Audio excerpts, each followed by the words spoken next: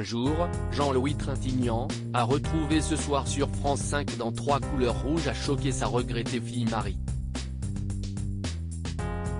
Tu ne peux pas faire ça, lui avait-elle dit, alors qu'il était question de lui tout nu avec une autre dame. Dans 3 couleurs, rouge, film diffusé ce vendredi 23 juin à 21 h sur France 5 et qui correspond au 3e volet de la série cinématographique du réalisateur polonais Krzysztof Kieślowski, une étudiante de l'université de Genève prénommée Valentine écrase un chien. Celui-ci est juste blessé. Sur une plaque, attachée à son collier, elle trouve l'adresse du propriétaire. Si est un juge incarné par l'immense et regretté Jean-Louis Trintignant. L'occasion ainsi de parler de cet immense acteur, et notamment de ce jour où il a choqué sa fille Marie, morte le 1er août 2003 sous les coups de son compagnon Bertrand Cantat. Alors âgée de 8 ans à l'époque, la future actrice lui dit « Tu ne peux pas faire ça, papa, si est un film trop impudique, moi, je serais mal à l'aise à l'école qu'on me parle de toi tout nu avec une autre dame ».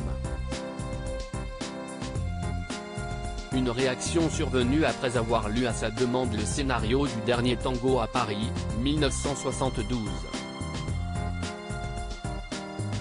Ce que disait ma fille, qu'il a eu avec la réalisatrice Nadine Marquand, note de la rédaction, était tellement important.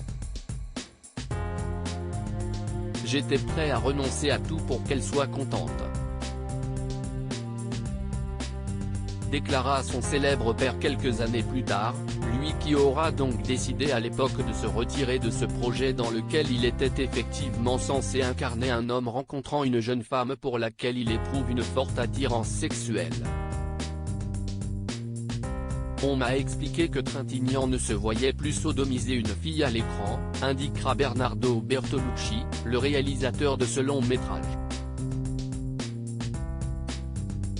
Ce dernier décidera alors de le remplacer par Marlon Brando, avec pour conséquence des polémiques sans fin et un profond traumatisme pour l'actrice Maria Schneider. Une histoire racontée par Le Monde, en 2022. Le magazine s'était intéressé aux coulisses de Regarde les hommes tombés, film de Jacques Audiard récompensé par un César en 1995, celui de la meilleure première œuvre.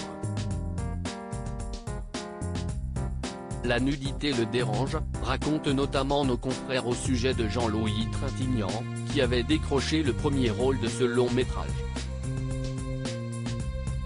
Un acteur à part, guidé par ses convictions.